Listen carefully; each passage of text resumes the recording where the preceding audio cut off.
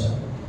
మేము నిద్రపోయిన వేళ సైతం ఒక నిమిషమైన ఎడబాయిక కనుపాపని కాపాడి భద్రపరిచి మరి ఒక మంచి పరిశుద్ధమైన పునరుత్థాన ఆదివారం ఆరాధన సజీవిగా వచ్చాను. ఈ వాక్యంలో రాయబడి రీతిగా మరణమైన వారికి నిన్ను కూర్చిన జ్ఞాపకం ఉంది. పాతాళంలో ఎవరు నీకు కృతజ్ఞతాస్తుతులు చెల్లిస్తారు. సజీవులమైనటువంటి మేము ఈ దినంలో మందిరంలో చేరి స్తుతిస్తున్నాం, ఘనపరుస్తున్నాం, ఆరాధిస్తున్నాం, పూజిస్తున్నాం. నీ త్యాగము, ప్రేమ జ్ఞాపకం చేసుకున్నాం. ఆయన మన అపరాధముల నిమిత్తం అప్పగింపబడి మన నీతిమంతులుగా తిరిగి లేవబడ్డాడు అన్న పౌలు నినాదాన్ని జ్ఞాపకం చేసుకున్నాం. పౌలు కేకను కూడా జ్ఞాపకం చేసుకున్నాం.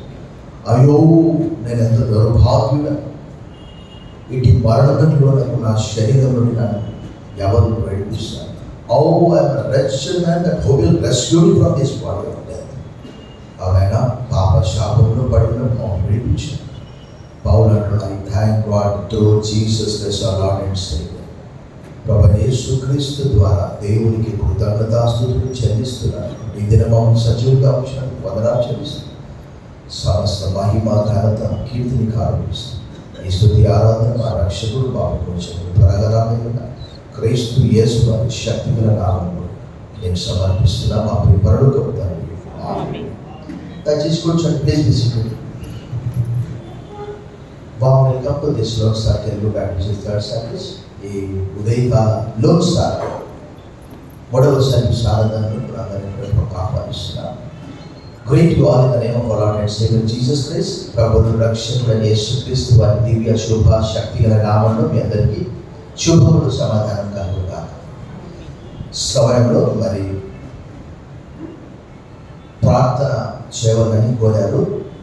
సునీల్ దివ్య వారి పాప లియో క్రిస్టినా తీసుకొని వస్తే ప్రార్థన చేయడం. తర్వాత నూతనంగా వివాహం చేసుకొని మొదటిసారి మందిరానికి వచ్చినటువంటి జాయిస్ అండ్ రెడ్డి హదర్స వారు కూడా ఈ ప్రార్థన తదుపరి ముందుకు రావాలని కోరుతున్నారు.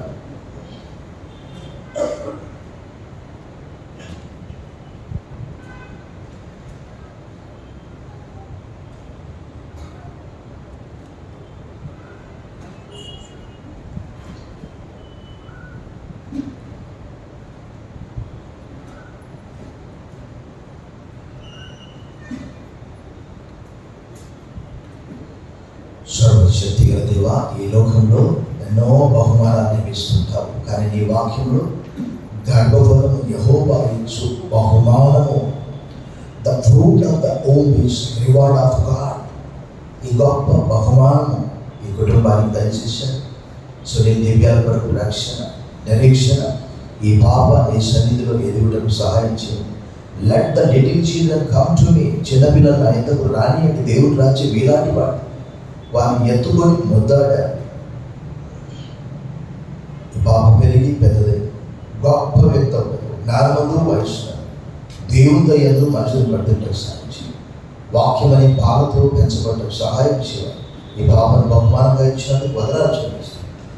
యేసు నామములో ప్రార్థిస్తున్నాం తండ్రి.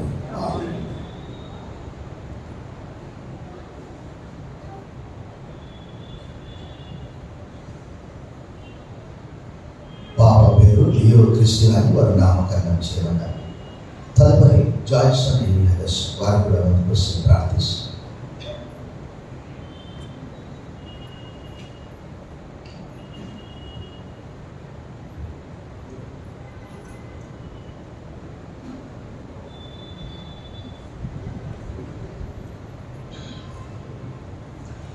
వారిని మందిరంలోనికి ప్రేమగా ఆహ్వానిస్తూ ప్రార్థన చేశారు.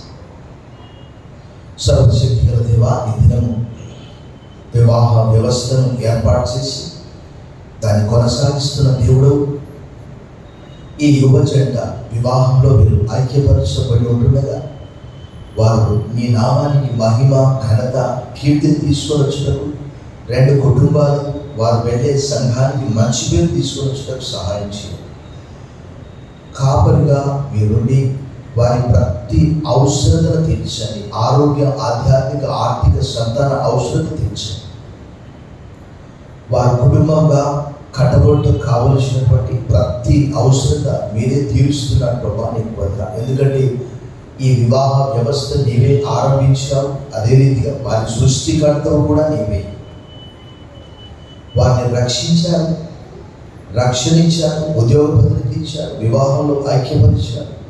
వారు పరోక్షంగా ప్రత్యక్షంగా నీ పరిచర్య కూడా చేయడం సహాయం చేయడం. వారి ఇరువురు కుటుంబాలకు కూడా ప్రార్థన చేస్తున్నారు. జాల్సిన తల్లిదండ్రులు, సహోదరి, ఇంకా రెనీ హదస్సు వారి తల్లిదండ్రులు, వారి సహోదరి కుటుంబం కొరకు దీవెన దయచేయండి. ఈ ఉదయకాలం వారిని మందిరంలోకి నడిపించినందుకు వందనాలు చెల్లిస్తూ వారు అనేకులకు మాదిరికరంగా నీకు మహిమకరంగా జీవించటకు, క్రమంగా ఆరాధించడం, వారు నేను వెంబడించి సేవించటకు సహాయం చేయడం, వారికి ప్రతి అవసరం తీర్చున్నారు. యేసు నామములో ప్రార్థిస్తున్నాం తండ్రి, ఆమేన్. God bless you. Congratulations. The scripture was read for us. Today we have a little bit hurry and worry because that distributing the Sunday school gifts. But let us meditate the word of God. దేవుని వాక్యాన్ని కూడా మనం కొంత ధ్యానం చేసాం. Turn your Bibles with me to the book of Exodus chapter 12. ఒక లేఖన భాగం మాత్రం చదివి మనం కొంత సమయం ధ్యానం చేసాం. Turn your Bibles with me to the book of Exodus chapter 12 verse 41.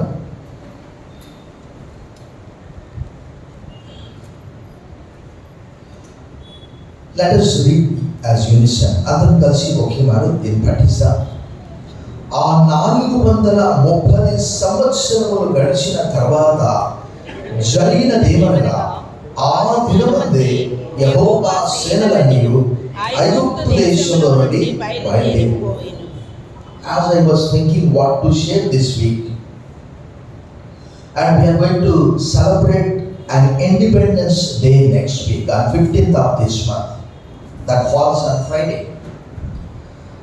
మనమందరం కూడా భారతదేశంలో స్వాతంత్ర దినోత్సవాన్ని జరుపుకొని ఉంటున్నాము. మనందరికీ తెలుసు, ఈస్ట్ ఇండియా కంపెనీ వారు దాదాపుగా 200 సంవత్సరాలు భారతదేశాన్ని పరిపాలించి తర్వాత ఏం జరిగిందో మనందరికీ బాగా తెలుసు. అనేక మంది నాయకులు వారు క్విట్ ఇండియా, ఆ దేశాన్ని విడిచి వెళ్ళండి, కొన్ని బైబిల్ కూడా వాడారు.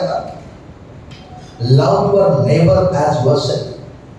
నిన్ను వలె నీ పొరుగువాన్ని ప్రేమించు, మా దేశాన్ని వదిలిపెట్టి వెళ్ళిపోండి.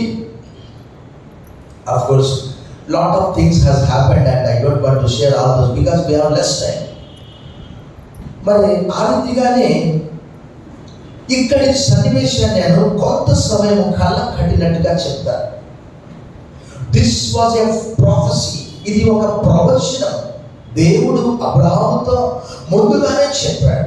ఏం చెప్పాడంటే, అయ్యా, నీ సంతానము తమది కాని పరదేశములో 400 సంవత్సరములు దాసులుగా ఉంటారు, బానిసలుగా ఉంటారు. తర్వాత నేను వారిని గొప్ప బాహుబలంతో నేను వారిని తీసుకొని వస్తానని చెప్పాడు. ఆదికాండం 15:14. సో అలాగే వారు ఐగుప్తులో ఎంతగా ఉన్నారంటే 430 సంవత్సరాలు ఉన్నట్టు రాయబడినాయి. కానీ వారికి ఏం కావాలి? ఇప్పుడు విడుదల కావాలి. మానవులందరూ కూడా పాపంలో ఉన్నారు. ఆ పాపమే లేకపోతే రక్షకుడు లేడు, పాపమే లేకపోతే విడుదలే. మనం ఆరోగ్యంగా ఉన్నాం, హాస్పిటల్ ఎందుకు వెళ్తాం? డాక్టర్ దగ్గరికి ఏం చెప్తాం? అయ్యా, నాకేమైందో చూడంటే, నీకేమైందో నీవే చెప్పాలి. నాకు చెప్తే నేను దాన్ని బట్టి మెడిసిన్ ఇస్తాను, లేదా పరీక్ష చేస్తాను. అలా వాళ్ళు ఐగుప్తుకు వెళ్ళకపోతే విడుదలే లేదు. కొన్ని ముఖ్యమైనటువంటి వాక్యాలు నేను మీకు చూపిస్తాను. చూడండి, 430 సంవత్సరాలు అక్కడ బైబిల్ గ్రంథంలో రాయబడ్డది.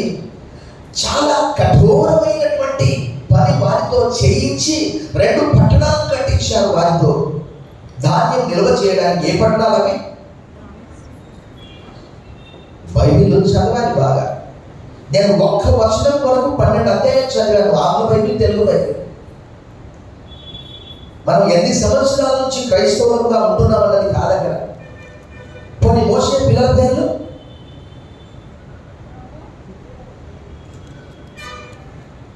వాక్యం చదవాలి బాగా.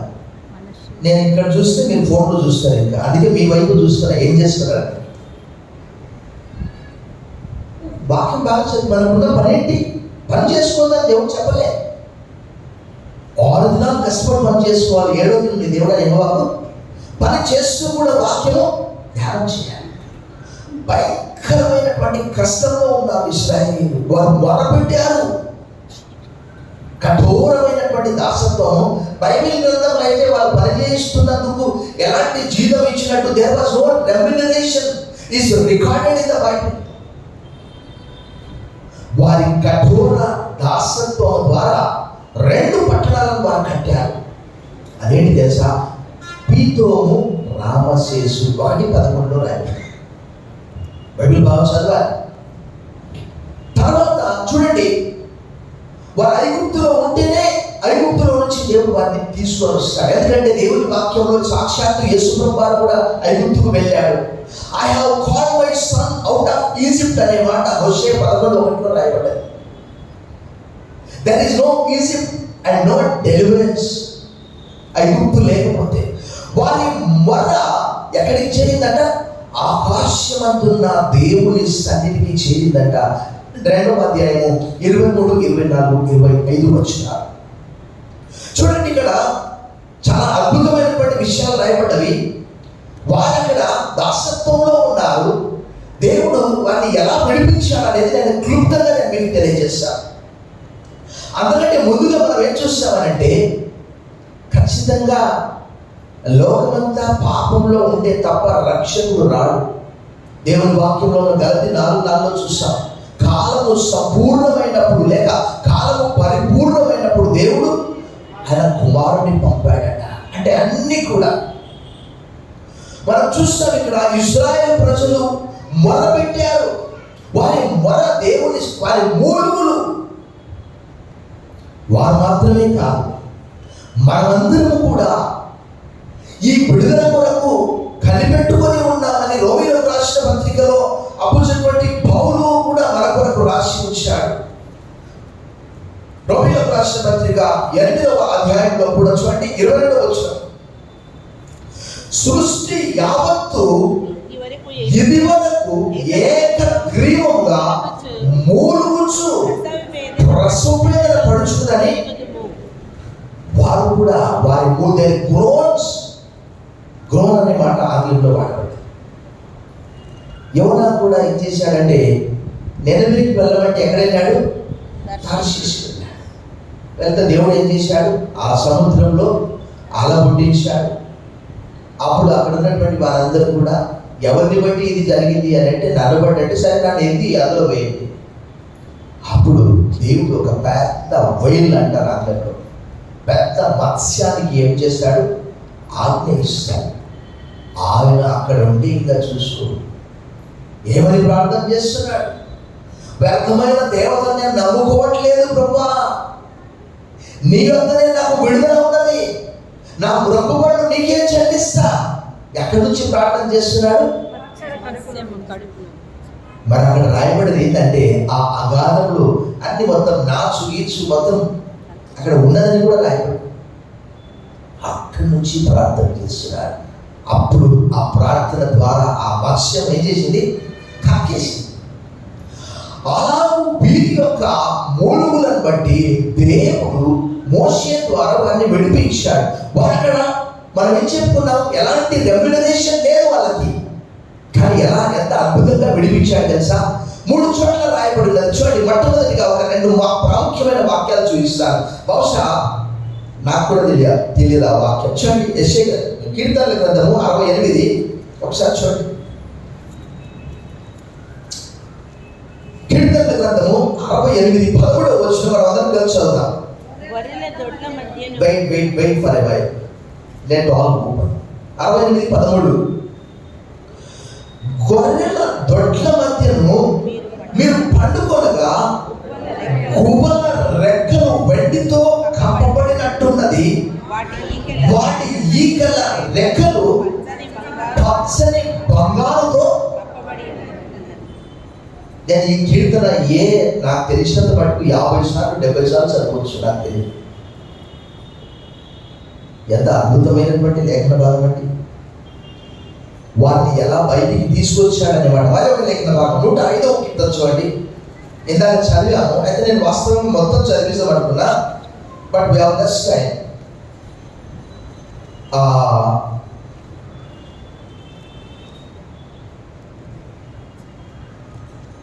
చాలా జాగ్రత్తగా చదవాలి,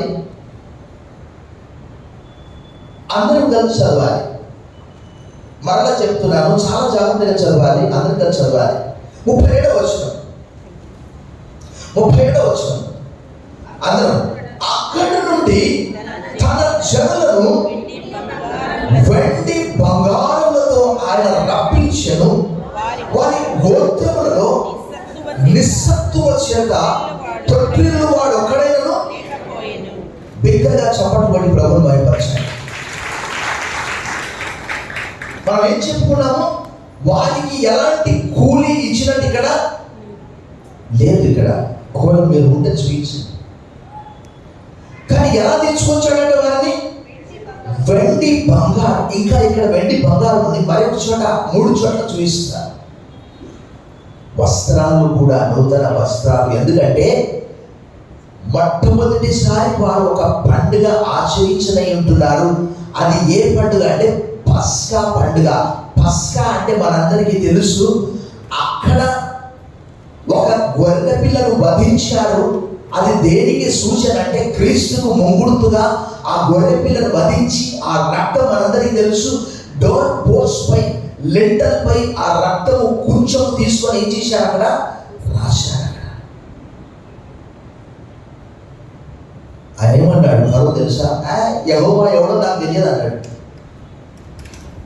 యెహోవా ఎవడో నీకు తెలియదా? సరే, నేను తెలిసేటట్లు ఎలా విడిపించాడంటే, వెళ్ళిపోండి, తెలిసి ఒక్క సెకండ్ కూడా ఉండడానికి వీల్లేదు, వెళ్ళిపోండి అనేటట్లు చేశాడు. చూడండి ఒకసారి 12వ అధ్యాయము మనం చదువుకున్నటువంటి ఆ లేఖన భాగము, నిర్గమకాండము 12వ అధ్యాయంలో 33వ వచనం కూడా మనం అందరం కలిసి చదువుకుందాం. 33వ వచనం, ఐగుప్తీయులు మనమందరము చచ్చిన వారం అనుకొని తమ దేశంలో నుండి ప్రజలను పంపుటకు త్వరపడి వారిని పోటీ లేకుండా లేదు అని అనట్లేదు. వెంటనే వెళ్ళిపోండి. దేవుని గడియారంలో 430 సంవత్సరాలు అయిపోయింది. ఆయన దృష్టికి 1000 సంవత్సరాలు ఒక దినం వలన, ఒక దినము 1000 సంవత్సరాలు. కీర్తన గ్రంథం 90లో ఉన్నది, పేతురు రాసిన 2వ పత్రిక 3వ అధ్యాయంలో కూడా ఉన్నది. చూడండి, నేను ఎన్నిసార్లు చదివాను కానీ ఈరోజు చదివితే నాకు కొత్తగా అనిపించింది. నేనైతే 68వ కీర్తన 13 అయితే ఎప్పుడు చదవనట్టు నాకు అనిపించింది. ఎంత త్వరపెట్టి అంటే త్వరగా వెళ్ళిపోండి. మనందరికీ తెలుసు, చచ్చిన వాళ్ళు ఏదైనా చేస్తారా? సపోజ్ అంటే మనం దారిలో వెళ్తున్నాము, ఒక వ్యక్తి యాక్సిడెంట్ అయ్యి చనిపోయాడు అనుకోండి, అతను పక్క నుంచి మనం వెళ్తాం, ఏమైనా చేస్తాడు అతను? వాళ్ళు అంటున్నారు, ఇశ్రాయేలీల విషయమే మనము ఎవరు బట్ట చచ్చిన వారు. అంతే, ఇంకా ఏమి. వారిని ఎలా విడిపించాడంటే త్వరపెట్టి విడిపించాడు, వారే వెళ్ళిపోమని చెప్పేటట్లు. తర్వాత ఈ పస్కా విషయంలో మనం చూస్తే ప్రతి నెల మొదటి ఆదివారం మనం ఆచరిస్తాము ప్రభురాత్రి భోజనం. ఏమని చెప్పుకుంటాము? Do this in remembrance of me, this is my body that is broken for you. ఇది మీ కొరకు పిలువబడిన నా శరీరం, నన్ను జ్ఞాపకం చేసుకోవడానికి దీన్ని. ఎందుకంటే కొత్త నిబంధనలో పౌలు గారే చెప్తాడు. ఏం చెప్తాడు చెప్పండి? క్రీస్తు మన పస్కా పశువు అని కొరింథీయులకు రాసిన 1వ పత్రిక 5:7 చెప్తాడు. తర్వాత మనము ద్రాక్షరసం తీసుకుంటాము. అది దేనికి ముగుర్తుగా ఉన్నది? ఈ పస్కాలో ఆ రక్తము ఛేదించి ఆ రక్తము డోర్ పోస్ట్లపై, ఆ లింటల్పై ఆ కుంచము తీసుకొని ప్రతి గృహానికి అక్కడ పైన ఆ రక్తము కనిపించినప్పుడు ఆ దేవదూత ఆ ఇంటిని దాటి వెళ్ళిపోతాడు. ఫరో అన్నాడు,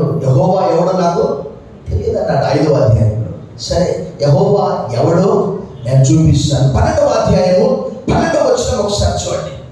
12వ అధ్యాయము 12వ వచనం.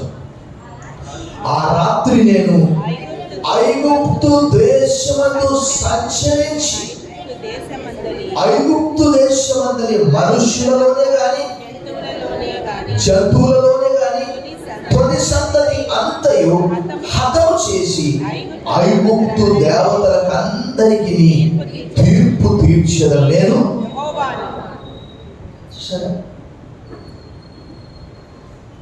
భక్తుడు ఒక మంచి మాట అంటాడు. ఏమంటాడు తెలుసా?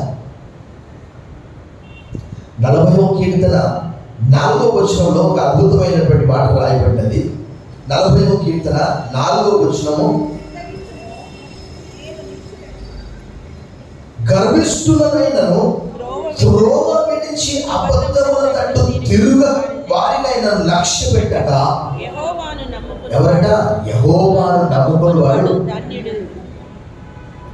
ఇక్కడ వారిని ఐగుప్తులో నుంచి విడిపించడానికి దేవుడు ఒక ప్రణాళిక చేసి, ఆ పస్కా క్రీస్తుకు ముంగుర్తుగా మనమందరము కూడా పాపంలో లేకపోతే మత్తయి సువార్త 18:11 తప్పిపోయిన గొర్రెల కొరకు, ఒక గొర్రె కొరకు ఆయన 99 గొర్రెలను విడిచి ఆ ఒక్క గొర్రె దొరికినప్పుడు దాన్ని భుజం మీద వేసుకొని 18:11 అక్కడ ఫుట్నోట్స్లో చూడండి. లూకా 19:19 చూసుకోండి. He came to seek the lost.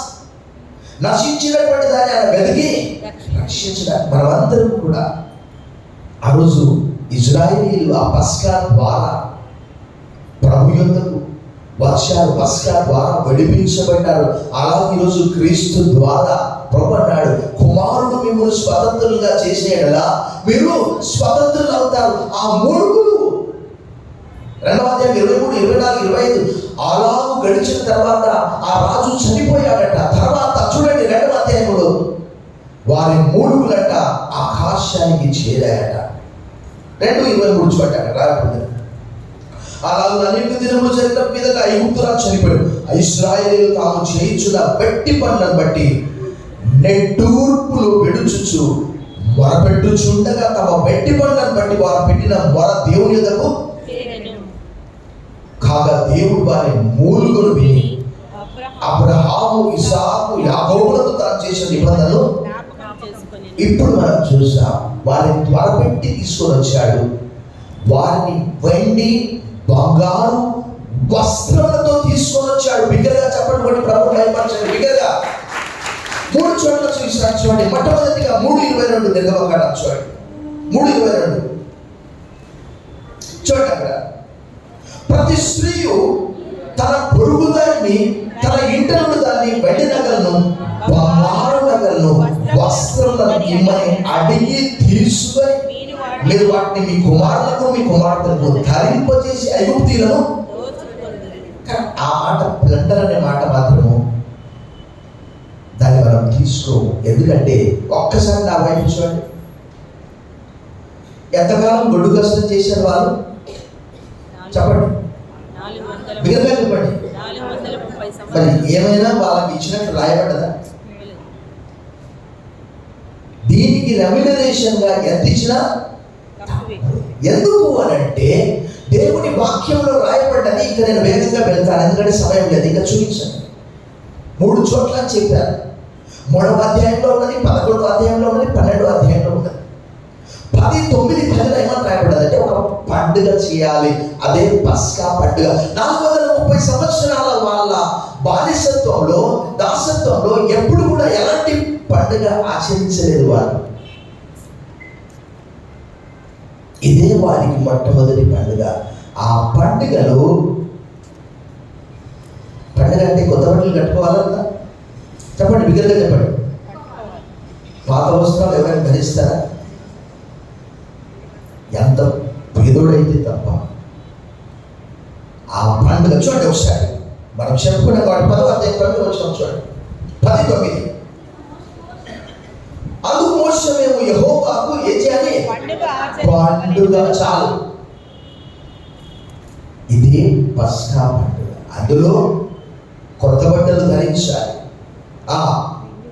వెండి నగలు, బంగారు నగలు కూడా ధరించాలి. నిజంగా ఎంతమంది నేనేమనుకోను, ఎంతమంది క్రిస్మస్ రోజు వారి నగలు వేసుకొని వస్తారు ఆడవాళ్ళు చేస్తారు? నేనేమను, 1, 2 చాలా తక్కువ మంది. Don't be embarrass because your ornaments that you can wear. ఖచ్చితంగా పండుగ అంటే ఏం కావాలి? నూతన వస్త్రాలు కావాలి. ఇంకేం కావాలి? వెండి నగలు, బంగారు నగలు కావాలి. ప్రభుత్వం ప్రియులారా, I don't want to prolong. వచ్చే వారం మరికొన్ని విషయాలు మనం నేర్చుకుందాం. మనం కూడా భయంకరమైనటువంటి పాపశాపంలో ఉన్నప్పుడు the Bible says those who are well no need of physician. రోగులకే కానీ ఆరోగ్యవంతులకు వైద్యులు ప్రభు అన్నాడు, నేను పాపులనే పిలువవచ్చింది. మత్తయి సువార్త 9:12, మార్కు 2:7, లూకా 5:31. నేను పాపులనే పిలువవచ్చింది. వారి మూలుగులు